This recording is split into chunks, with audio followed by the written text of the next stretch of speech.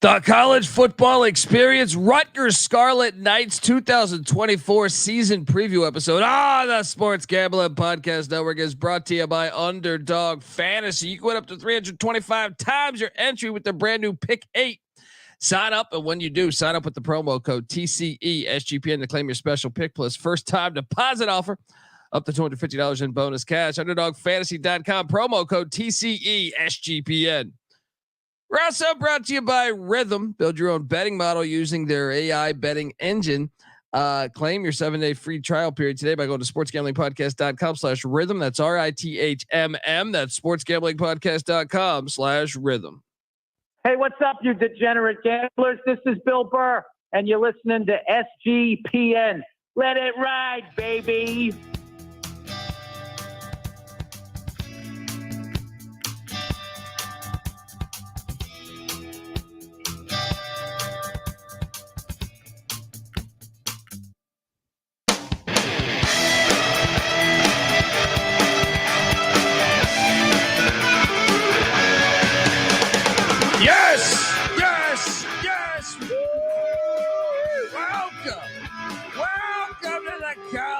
Football experience.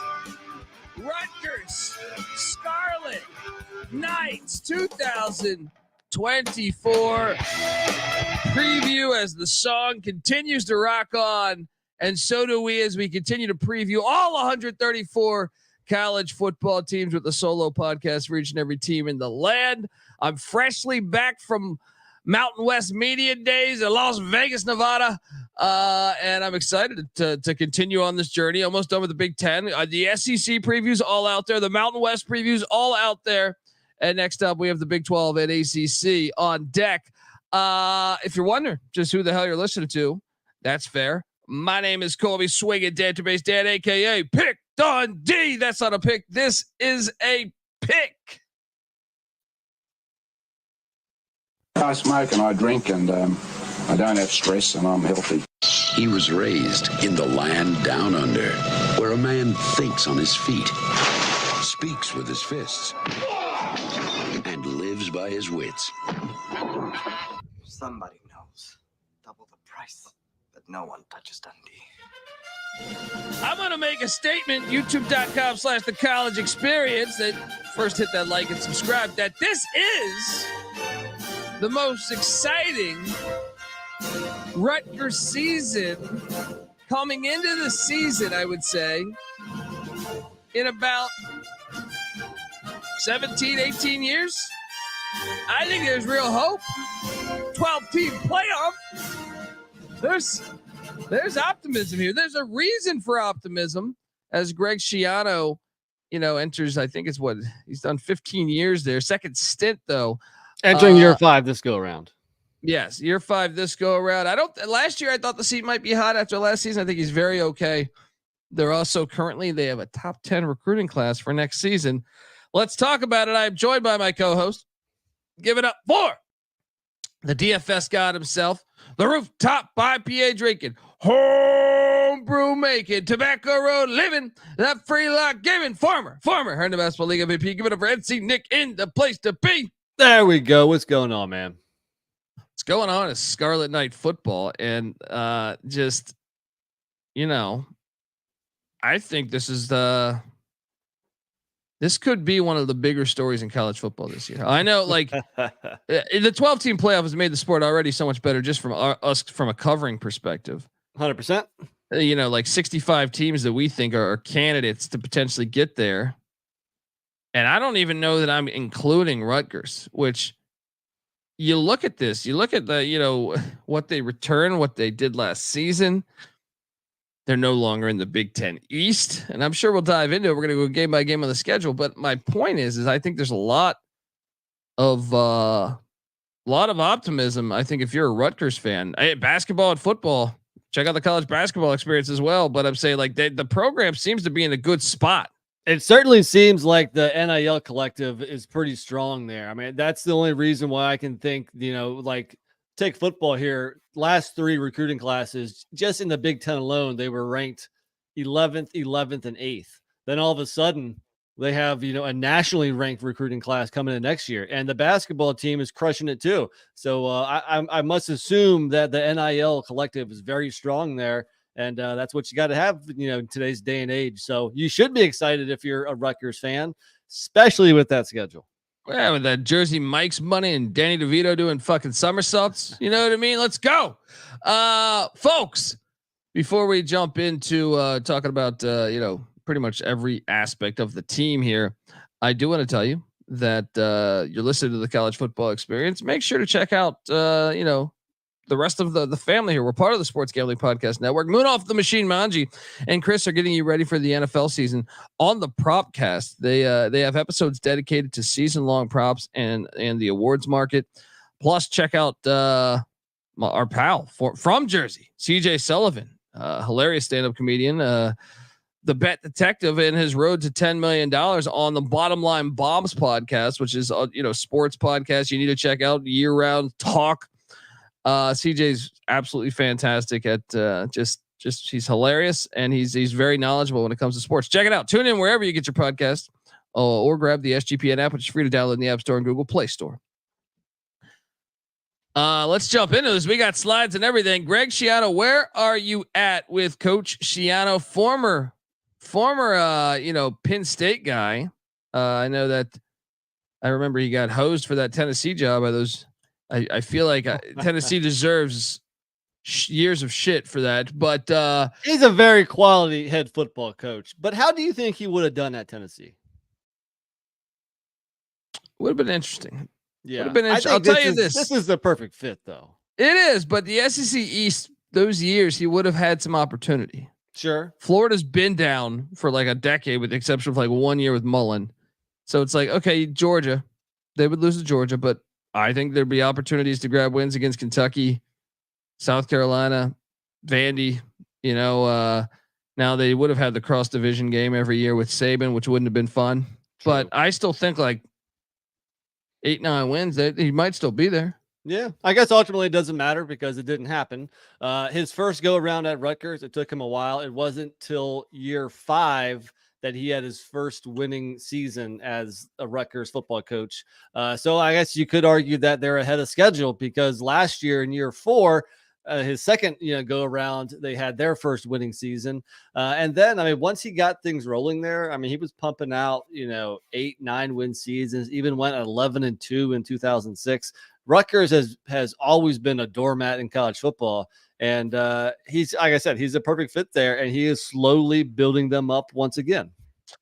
Yes, and look, this is the team that you got to go back to the 1860s. Played the first ever college football game, so we need this program to be good and rolling. All right, and Schiano might be just the man for it. But I will say this: they've been in the Big Ten East.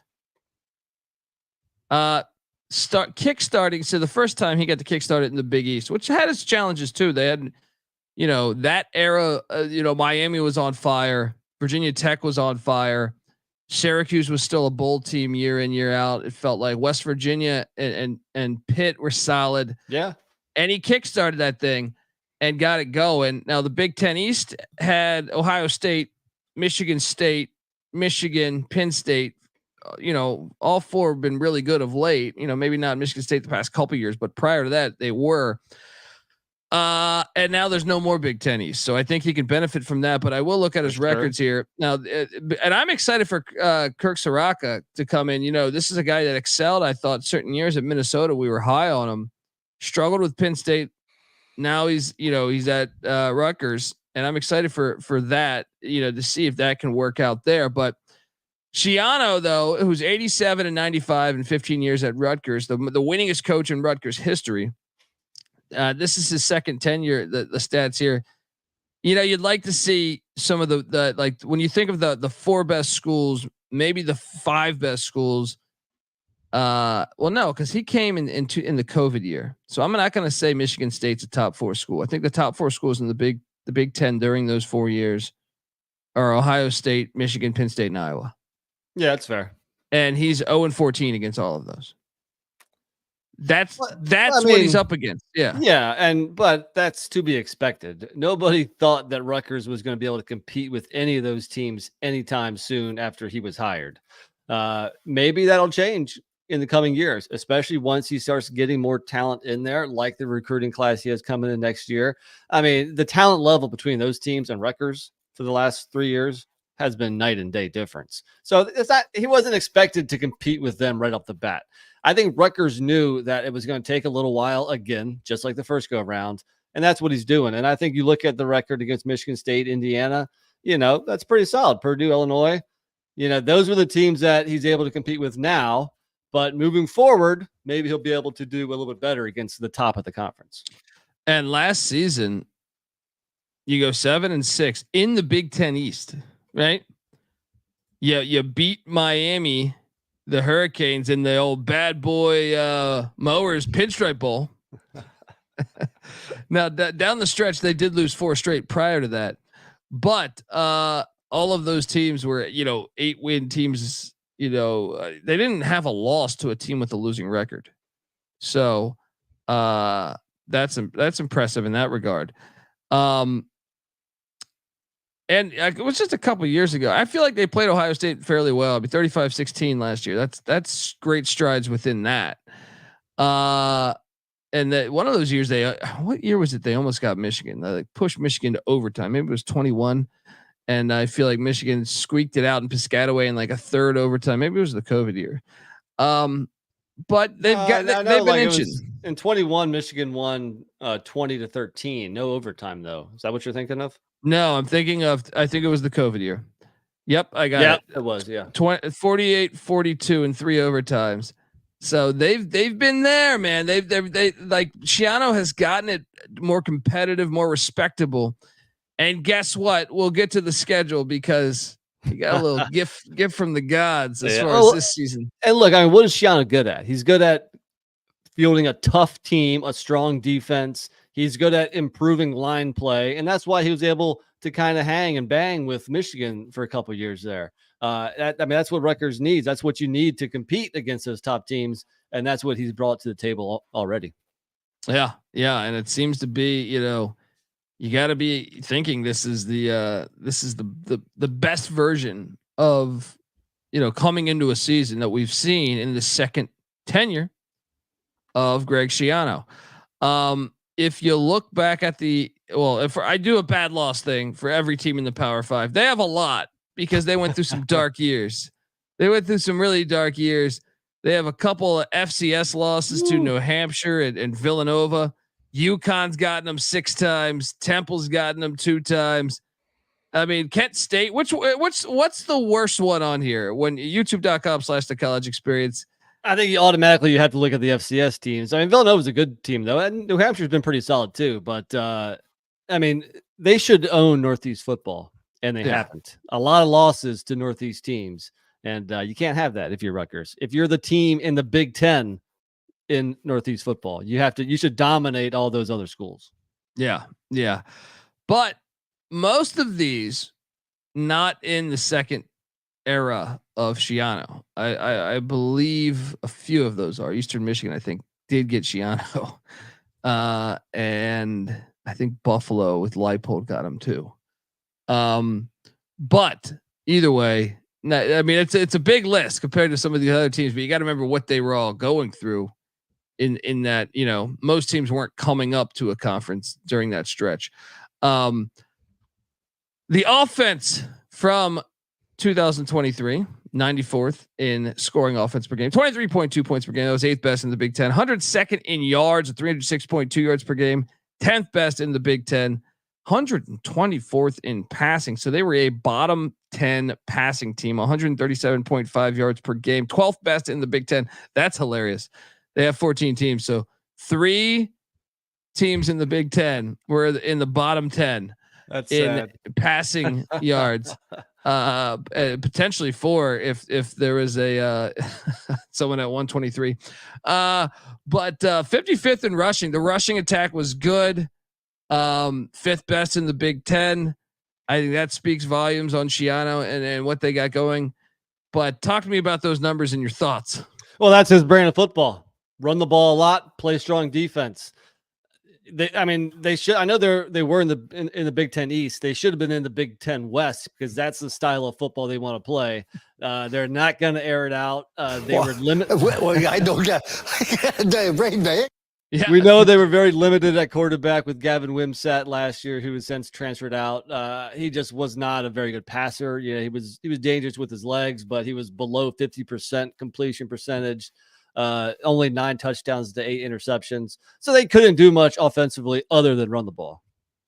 Yeah. And I think that's going to be the big question coming into this year. But look, folks, before we dive more into that offense, I do want to tell you that the Rutgers Scarlet Knights 2024 season preview episode on the College Football Experience is brought to you by Underdog Fantasy. Pick 8 is now live. Create entries with up to 8 picks, and Underdog will automatically double flex entries, so you can miss up to 2 picks and still win your entry. With more picks to make and extra ways to win, the excitement is higher than ever. And the best part, you can win up to 325 times your original amount. You can now use specials and boost on all flexed entries as well. So don't miss your chance to try it out before it's gone. Sign up. And when you do, sign up with the promo code TCESGPN to claim your special pick plus first time deposit offer up to $250 in bonus cash. Look, they have college football and college basketball. I use it all the time, but I know it's the dog days of summer right now. I've been loading up on MLB, been loading up on CFL. Check it out, folks. UnderdogFantasy.com, promo code TCESGPN. We're also brought to you by Circa Survivor and Circa Millions. Hey, I was at Circa yesterday, right? That's where Mountain West Media Day was. No sports book like it in the world. Yes, Circa Sports is back with Circa Survivor and Circa Millions, giving away $16 million in guaranteed prizes. And of course, Circa contests have no rake. Circa Millions, pick 5 NFL teams ATS each week and compete for the $6 million prize, or survive the NFL gauntlet to claim the $10 million prize. Sign up in person at Circa Sports between now and September 7th and use a proxy to play from anywhere. We even have a deal with footballcontestproxy.com to save you $50 with the promo code SGP. Yes, don't have a trip booked yet for Las Vegas before the opening weekend of football. May I suggest the Ultimate Contest weekend? It's a great time to go out, hang out with Stacking the Money Green and Ryan Real Money Kramer of the Sports Gambling Podcast and enjoy some of the open bar events at the greatest sports book in the world, August 22nd through August 24th. All right, we are back talking Rutgers Scarlet Knights.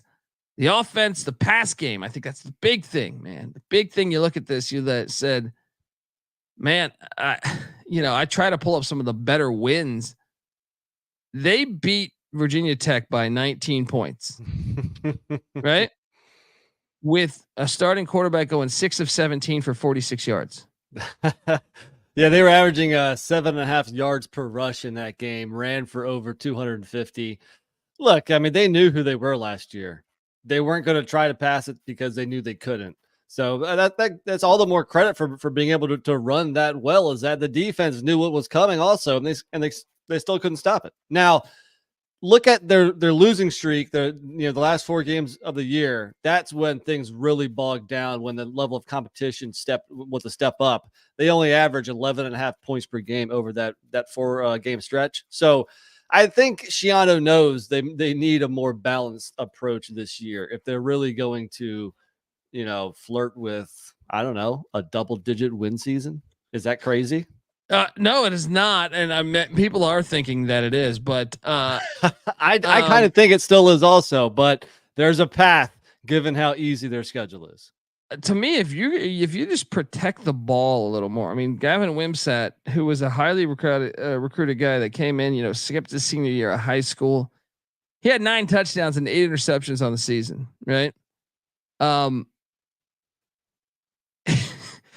trying to decide what's his best game. I think it's the Temple game where he was 10 of 21 for 198 in a score without an interception, right? Yeah. When you really look at how they were able to do with that limited production, it's really remarkable. It's remarkable that they won that many games. I mean, even in the bowl game, they beat Miami. He was 7 of 15 for 84 yards, 46% completion percentage. Well, Miami wanted no parts of playing a game in New York in December. So I wasn't surprised with that outcome. They didn't want to tackle, Kyle Monangai. But you're right. I mean, look, and that's why they have to improve at quarterback. The question is, I know you're going to get to who left and who's coming in. Do you think they improved the quarterback position? I do. Slightly. Yeah. Well, I'm going to make my point. So look, Rutgers goes out in the portal. First off, they have 5 returning starters, 3 of them on the offensive line. Christian Dremel at the wide receiver spot, and Monangai, the running back that ran for over 1,200 yards a season ago. Let me ask you this: is he the most underrated running back in the country? He might be.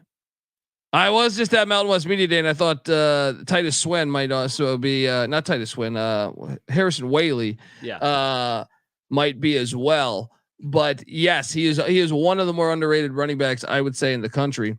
But I'll say one more thing about him, if you don't mind. If you do play college fantasy last year, and maybe it's kind of why he was underrated. He only had 8 rushing touchdowns last year. He was vultured by Gavin Wimsatt, who had 11 rushing touchdowns last year. This year, the quarterback for Rutgers is not going to have anywhere near that many rushing touchdowns. So Monangai should have more. So I expect a huge year from him. And I like really what they've done wide receiver wise. Christian Dremel's back. Ian Strong is a guy that kind of popped as a freshman. And they also have Nassim Brantley, the fucking sacred hot transfer.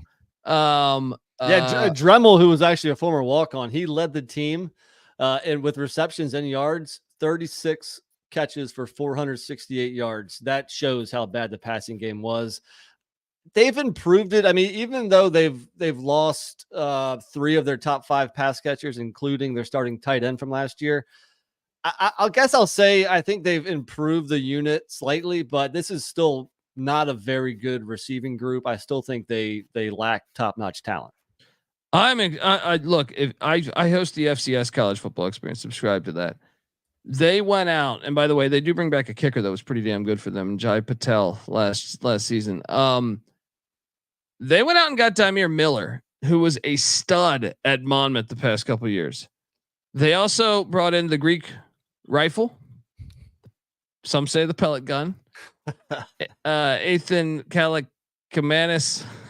I never know how to fucking pronounce this. That's why we just say the Greek rifle. Yeah, his brother comes in at wideout too, so they got 2 for the price of 1. Offensive tackle Cedric Rhodes, who's penciled in to start too. He started with the Ohio Bobcats a season ago. That's a sneaky good get. So in a way, you have 4 returning starters on the offensive line. But what I am intrigued at would be, so Nassim Brantley was a Sacred Heart transfer that had to sit out. Demure Miller. So if those 2 guys can hit the FCS guys with the returning production that I was talking about with Dremel and with Strong, who I thought kind of flashed a little bit. Yes, you have a new tight end in Kenny Fletcher, who I don't know how well, who knows what he'll look like there. He's young, he's only a sophomore. But getting the Greek rifle, who's familiar with this offense, that's the thing for me. That he's Kurt. How do I pronounce his name again? Kurt Soraka was previously at Minnesota before Penn State, and I think that is the thing, because I do remember that they were really excited about the Greek rifle. I read many things about how excited they were, and it just did not happen last season. For me, he didn't pass the eye test last year. I mean, that maybe, but he switched offenses last year. Yeah, and that whole Golden Gopher offense struggled. He had a better completion percentage than Wimsatt. He was at 53%, but also he doesn't offer anything with his legs to speak of. So you go from a dual threat guy who, he wasn't a very accomplished passer, but at least he would challenge a defense with his rushing abilities. The Greek rifle can't really do that. So is he a better passer than Wimsatt? Yes, but he's also kind of limited. So I would say, I guess I agree with you that they improved the quarterback position slightly, but still I have question marks about it. Yeah, but I would say, like, just going back to the offense, that maybe, because they were raving about him a couple of years ago. I remember that being like, they're really excited about. So now he's back in the offense he was in previously. He had struggles last year. There's no denying that, but still 14-9 touchdown ratio, much better than 9-8. But and the fact that they went out and pursued him, I think that shows that OC has faith in him. So let's see how he looks. Let's give him the benefit of the doubt, I suppose. see how he looks, at Rutgers here. Maybe he'll look a lot better than last year. And he won the starting job in camp. And right when he won the starting job, Gavin Wimsatt says, "I'm out of here. I'm heading down to Big Blue Nation, part of the Kentucky Wildcats." Evan Simon, also a guy that got some starts a year ago. He headed down to the Temple Owls. Gavin Rupp, Raiden Oliver, all gone. 4 quarterbacks left this season for Rutgers. They all knew the pellet gun was coming in loaded. All right. Aaron Young at the running back spot heads out to Old Dominion. I kind of like that kid for ODU. Rashad Rochelle, Indiana State grabbed him. Max Patterson, the Delaware Blue Hens. Kamar Missouri to UTSA on the offensive line. Not a lot of huge pieces, but I will say this. I sure would like to have Wimsatt or Simon on the bench just because they've started so many games. Yeah, the backup, I believe, is a 3-star freshman. I forget his name right now, but there's not a whole lot of depth. I believe it's AJ. What was it? I was looking at this before. AJ, oh man, I AJ Saraci. Yeah. So I would have liked to have Wimsatt back because he's going to be the irony is he's a backup at Kentucky. So it's like, why not stay here where you're one injury away and you could you're young still. He's got 2 more years left. Maybe not even an injury, maybe a couple bad games away from being, sent back into the starting lineup. So depth is a concern too. Yeah, it's a concern that he left. It's a concern for Rutgers. Just because if I'm Wimsatt, I also think my best chance of winning might have been staying. But I would you say they won the portal? You got your starting quarterback. You got a starting offensive lineman, Cedric Rhodes, who's good, that was sought after, and Demure Miller, who, like I said, this guy had a monster couple years with Monmouth there. Yeah, I think they won the portal. I think Wimsatt's the only guy you might potentially miss. Everybody else was just depth. It was reserves for the most part. So I say they won it. Even if they weren't uber aggressive in bringing players in, they still won it.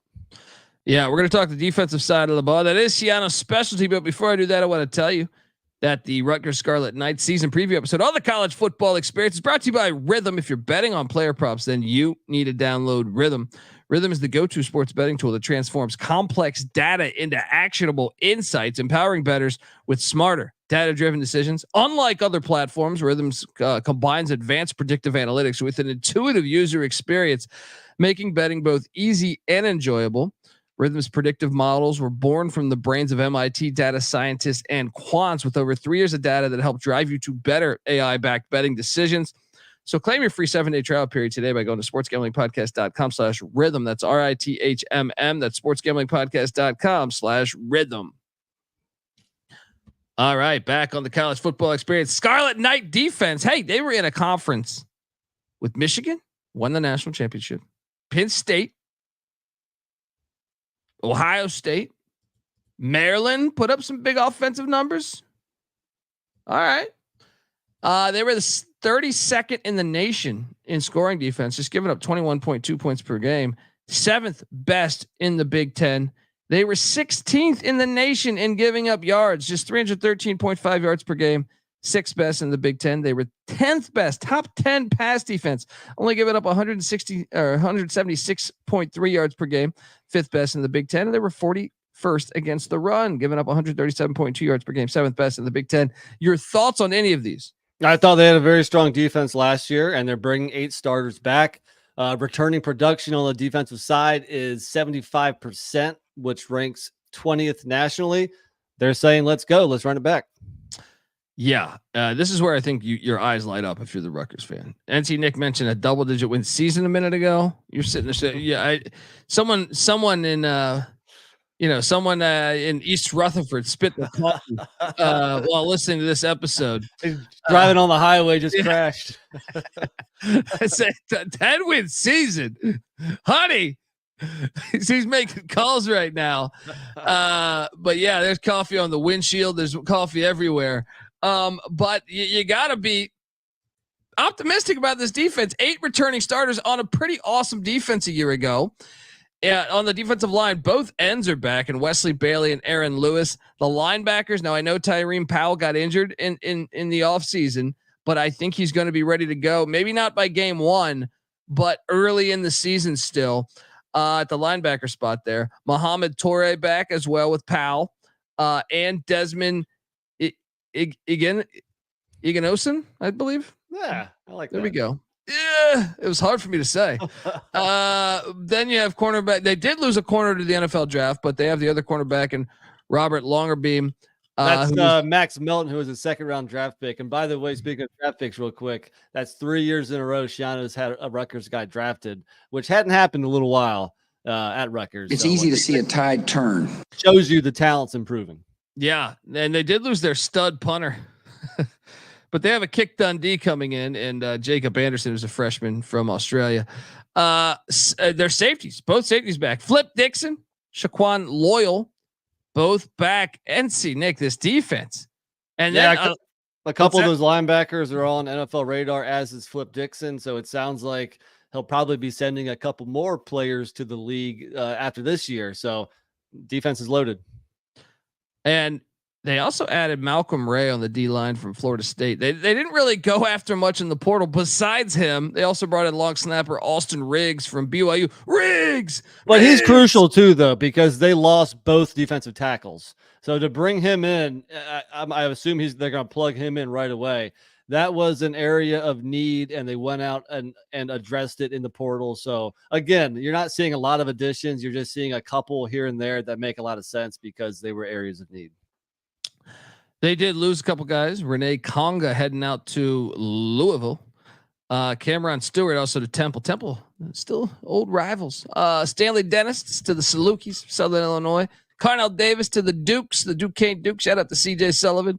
And Todd Bowles Jr. said, I had enough of this shit. All right. My dad's winning Super Bowls. All right. We'll see where he lands, but intrigued. But I'm going to say they won the portal despite all of that.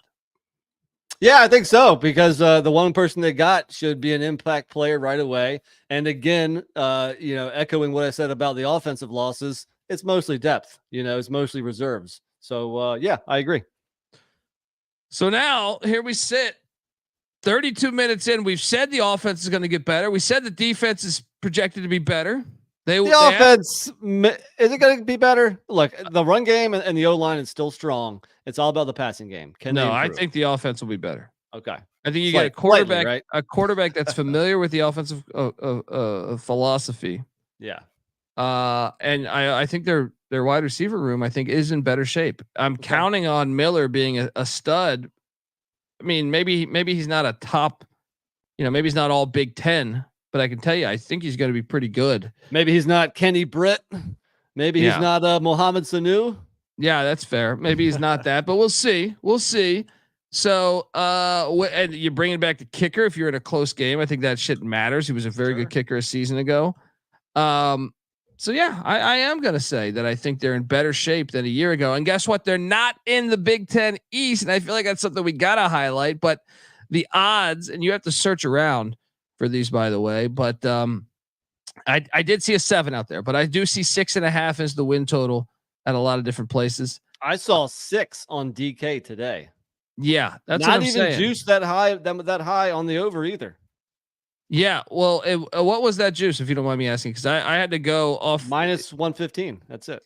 Yeah, okay, that will be a lock of ours then. Yeah. Over 6, I think, is an easy bet to win the Big Ten championship plus 1,200. 12-team playoff odds aren't out yet. I hear they're going to be out end of the month. To win the Natty plus 9,000. What am I missing here on the 6 wins though, buddy? That's a lock. We're going to go step by step through the schedule. They have the easiest schedule in the Big Ten.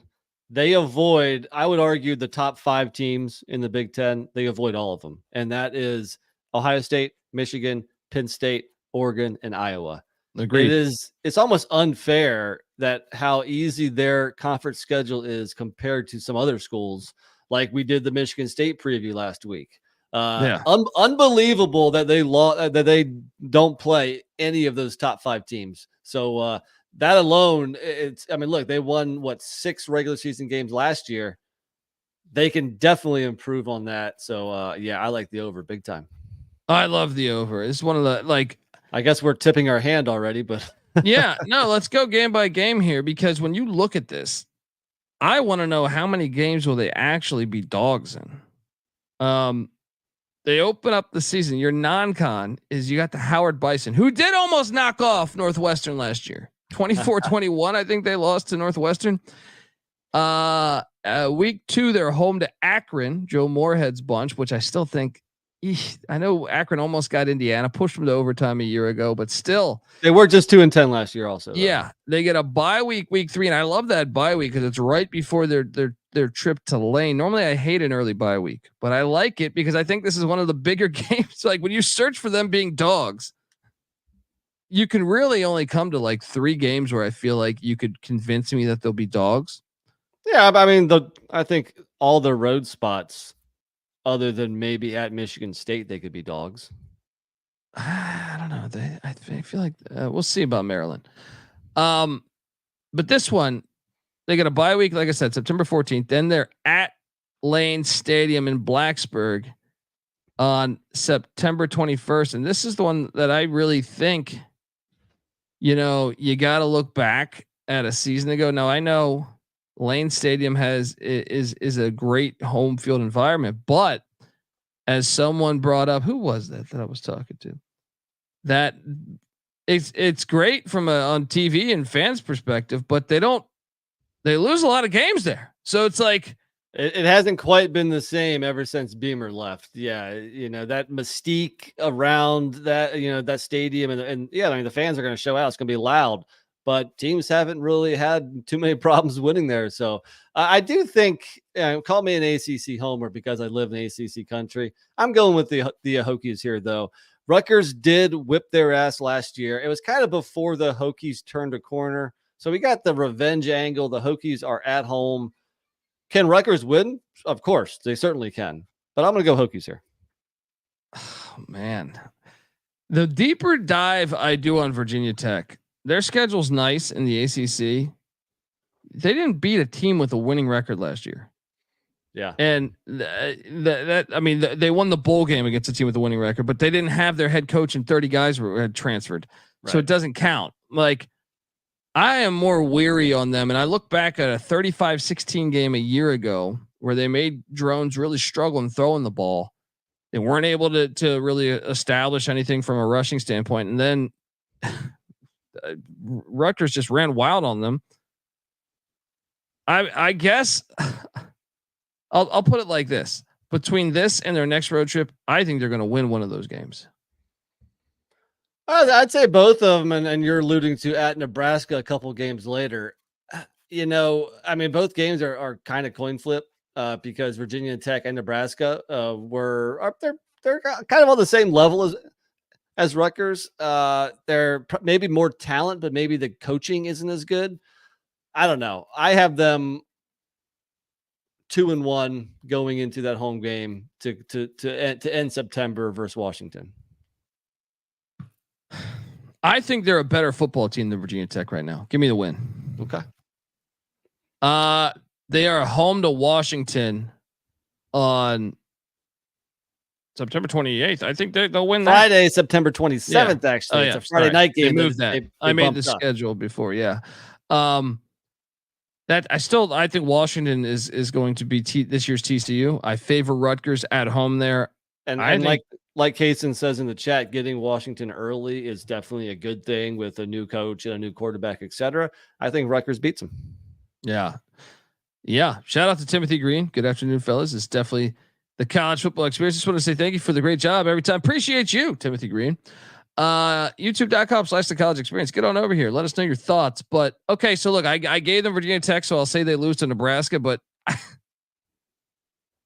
I would not be surprised at all. Nebraska's got the freshman quarterback. Maybe my games are wrong here. Maybe they beat Nebraska and they lose to Virginia Tech. Yeah. But I also would not be surprised at all if Rutgers was 5-0, because to me, it's like if the Greek pellet gun could just not turn the ball over and just that defense do their thing and then the ground game do its thing, much like Iowa or something, I would not be surprised at all of them being 5-0. Would you? I have a feeling that we're going to be in a lot of low scoring games. Could Rutgers be 5-0? Sure. It's not like I'm that sold on Virginia Tech and Nebraska. With that said, I want to have Rutgers lose their second road trip at Nebraska as well. I have them at 3-2. I'll put them at 4-1, but like I said, it's either Nebraska or the Hokies. Then they're home to Wisconsin. I think they get Wisconsin. I got them 5-1. Another game that could go either way, but since I have them dropping a couple road games, I think they're going to own their home field this year. I think they're going to knock off Wisconsin. And then if you're following along on YouTube, I have them knocking off UCLA at home as well. Back on the winning side of things. I got them beating UCLA as well. Can you imagine a 6-1 start going into the LA Coliseum on October 26th? So depending on where you're looking, you've already pushed. I'm sitting at 5-2, and they have another Friday night game. This time on the road, though.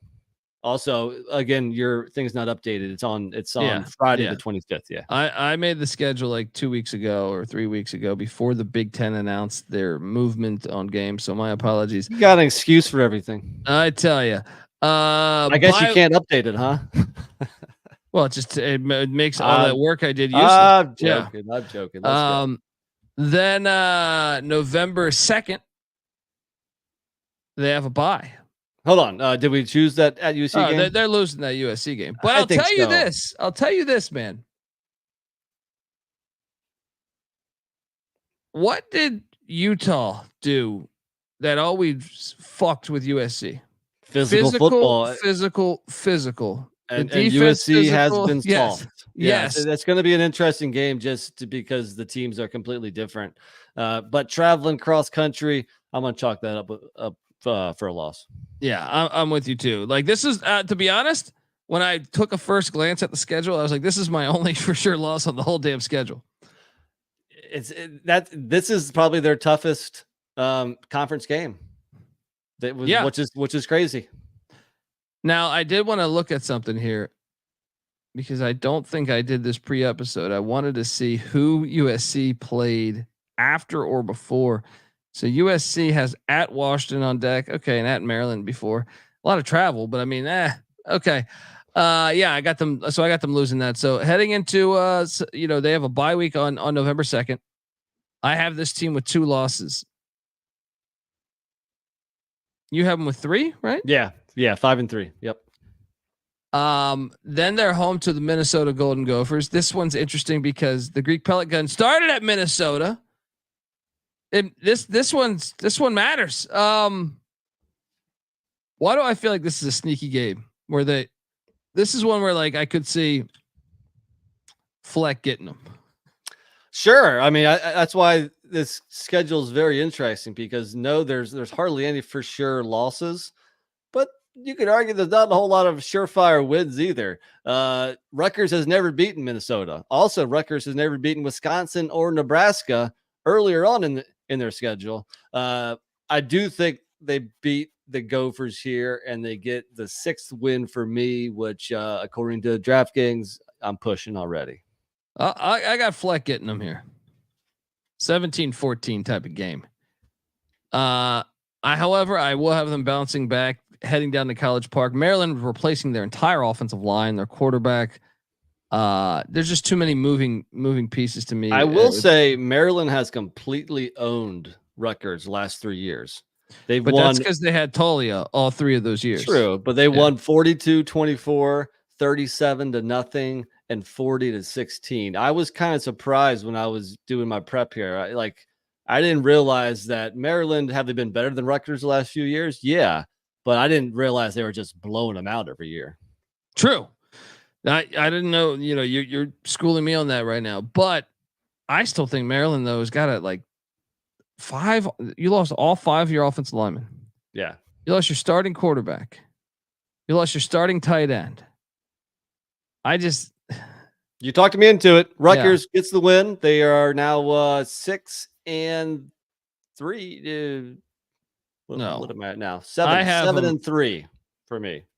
I have them at 7-3 as well. And then they're home to the Illini. I think they're better than Illinois right now. Give me 8-3. I have them dropping one of their last 2 games. I think on the Michigan State preview, I think I lean Sparty. So I'll agree. They knock off Illinois at home. They go undefeated in Piscataway this year, but then lose the finale on the road in East Lansing. I had that too, just because I feel like Smith will have that team. You know, you'd rather get them in September, October. But I'll tell you this. So I got them 8-4. 8-4 here too. So I'm loving the over here. I almost think you want to lose the Virginia Tech game and beat Nebraska, because if that happens, yeah, there's a path to the Big Ten championship here, man. I know. I heard on the main show, I heard you, Sean, and Kramer talking about it. And look, it sounds ridiculous. I completely agree. It's Rutgers winning 10 games, potentially winning or going to the Big Ten championship game. It does sound crazy. Do I think it's going to happen? No, but it could. It's like my Louisville take last year on why I took Louisville to play in the ACC championship. Was like, it was year 1 of Brown, but I was like, man, the schedule is just perfect. You look at this, and Michigan and Ohio State play each other. USC and Michigan play each other. Oregon and Michigan play each other. Oregon and Ohio State play each other. Iowa and Ohio State play each other.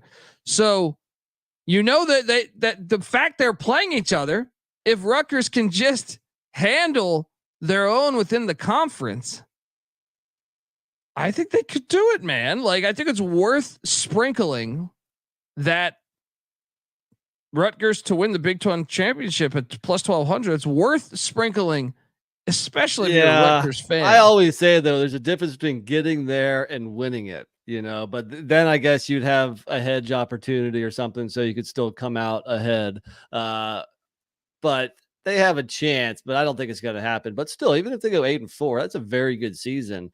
And it all comes down to, we'll say it again, the passing game, the quarterback play, the receivers, because I think everything else is set. Defense is set. O-line is going to be rock solid. The running game is going to be very good. Can they throw the ball better? Can the offense be more balanced? I think they're only dogs in 3 games this year. Right? And I think those 3 are Virginia Tech, Nebraska, and USC. Right? Is there a line out for that Virginia Tech game yet? I think there is. Yeah. Let me see if I can try to track that down. But my point is they dominated Virginia Tech last season. They whooped their ass. It was not just like, hey, they won by 3. They manhandled them. Yeah.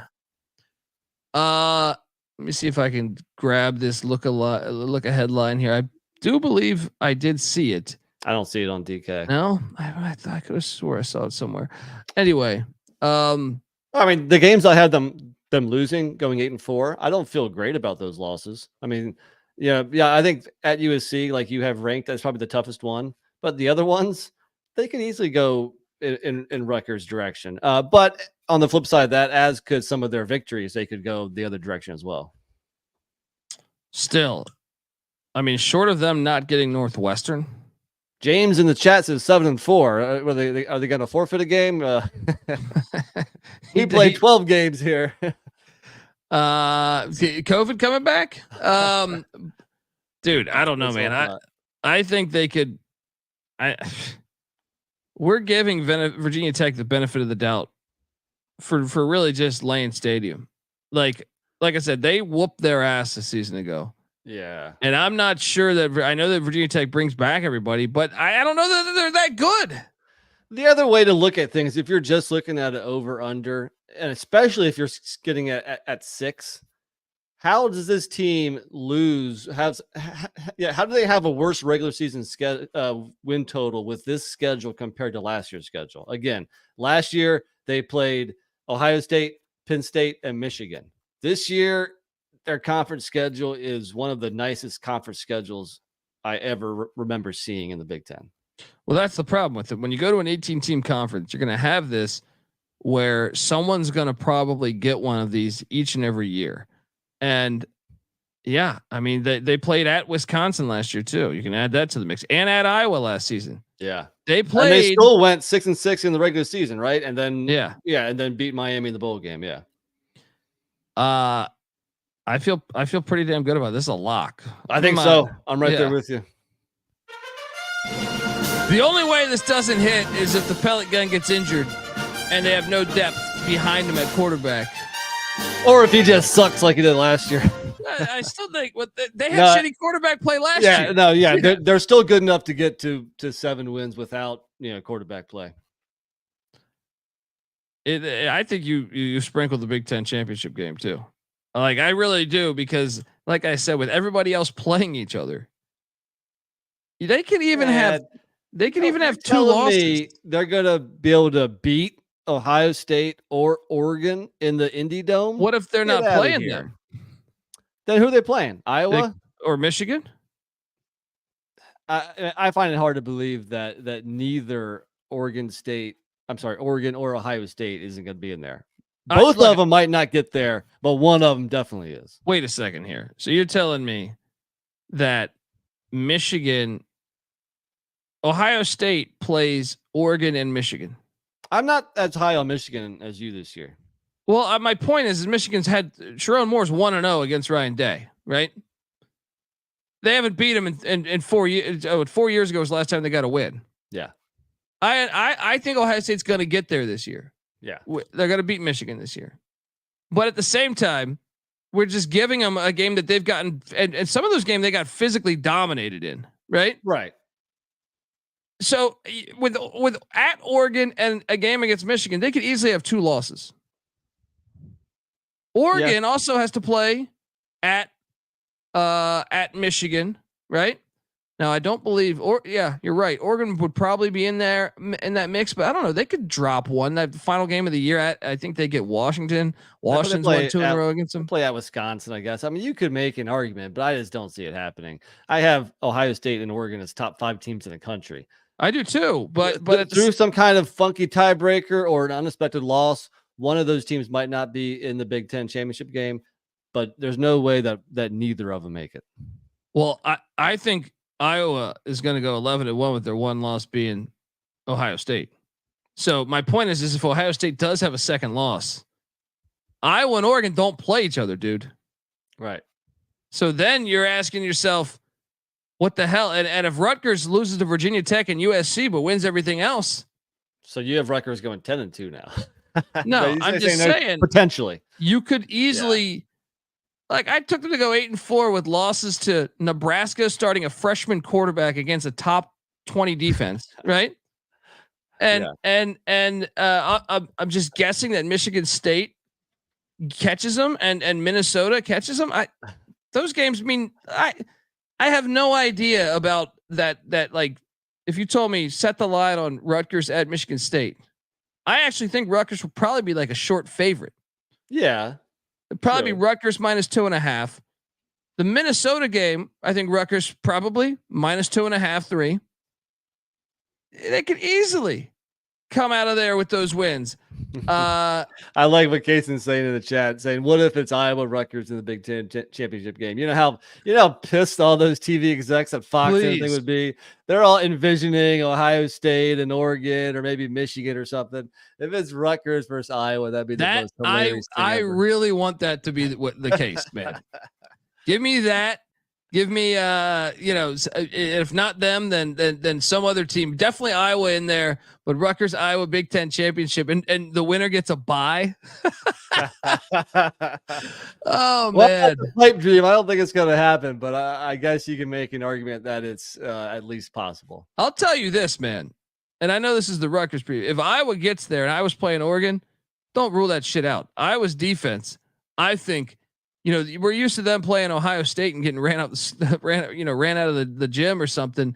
But if they're playing Oregon, I think Iowa's offense is going to be a little bit better this year. Rutgers, though, hey, if you're a fan, you take a shot on that future. I love the over. Lock that thing up. You got a top 10 recruiting class currently right now. You're killing it in basketball. Check out the college basketball experience. And let's fucking go. Let's get this thing going. Northeast football is back. Let's go.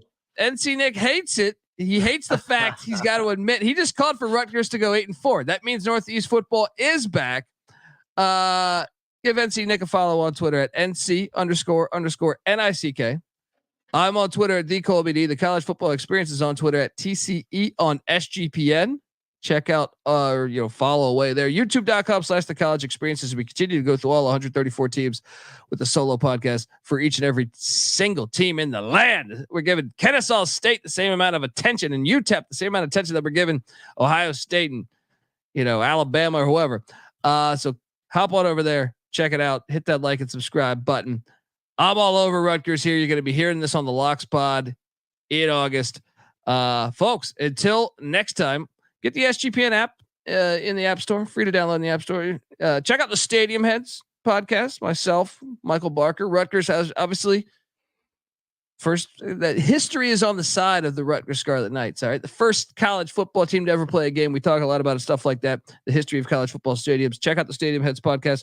Also check out the FCS college football experience, the college baseball experience, the college basketball experience, all that good stuff. The Sports Gambling podcast and the Sports Gambling Podcast Network. Until next time, folks, this is the Scarlet Knights 2024 season preview. You better start thinking about yours. And we out of here.